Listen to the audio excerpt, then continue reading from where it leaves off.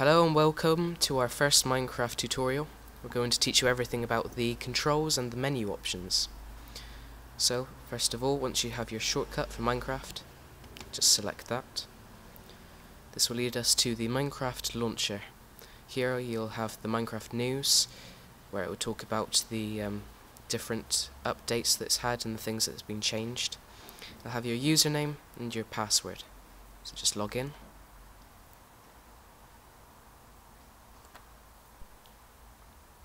And here we are. This is the Minecraft homepage with a different message which appears every time you load. So we're going to take you through the menu, but we're going to leave out multiplayer and texture packs because both are worthy of their own videos. So we have single player option, multiplayer, texture packs, language select, options, and the option to quit the game. So first of all, start with single player. Here we have select a world. Obviously we don't have any at the moment, so to actually create a world, simply as create new world. Simply as. Yeah. Right, so simply click create new world. Say that. Simply click new world. Here we are in the new world. We can change the name as whatever we want. Let's call it tutorial 1 for the purposes of this. Okay, and then we have the game mode, which is survival, which is the preferred one to pick, where everything's just as the game is meant to be. We also have hardcore for those more experienced players, creative, which allows flying and unlimited blocks and unlimited resources, and survival again. We have more world options, and here we have a bonus chest, which is a chest that appears full of different things at your spawn area. You can have that on or off, depending on how you want it. Of course, it only generates resources the first time you select the chest, but you can still use the chest though. Generate structures, so the villages and dungeons which may appear in the game, you can have that on or off. Allow cheats. Some people like them, some people don't, on or off. The world type. Default is our preferred version, but you also have super flat, which is just, as it is, a super flat grassland where there's no ore except for earth and animals. Large biomes, which is just large deserts, large rainforests, large grasslands. But default is our preferred one. It's done. Let's cancel. Cancel. Back to the home page. Now we have options. This is options for the actual game, which you can reach while in play. Here we have the music, so if you really like the music you can have it on full blast, or you can have it off. The sound, which is the sound of your footprints, the sound of enemies, and the sound of rain, you can have it off or on.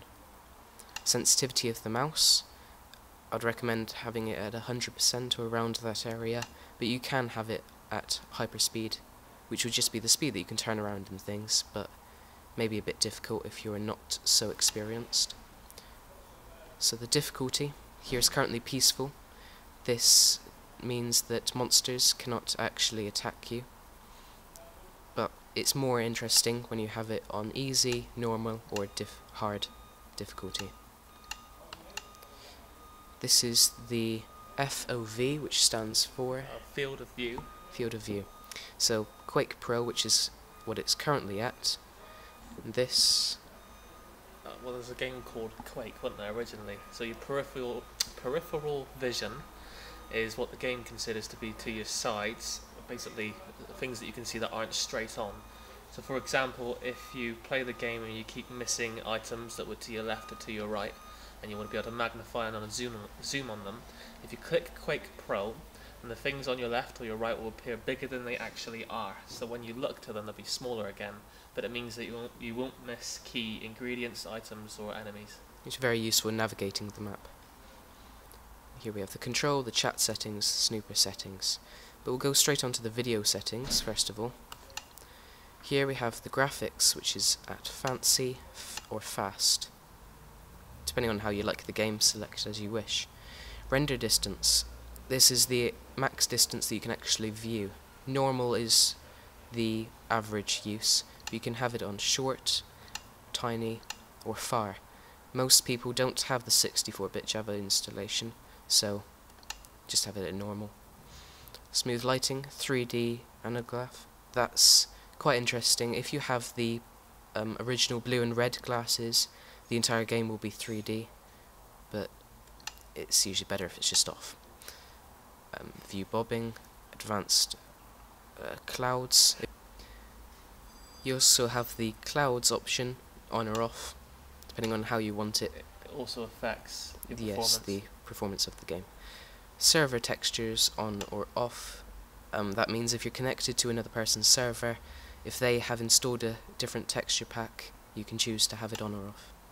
Particles, I would advise that you keep it on all, and this is very useful for later on in the game when you use things like enchantment tables. But you can also have it decreased, minimal, or all. The brightness of the game will start quite low. You can have that on bright or very dull if you wanted it to.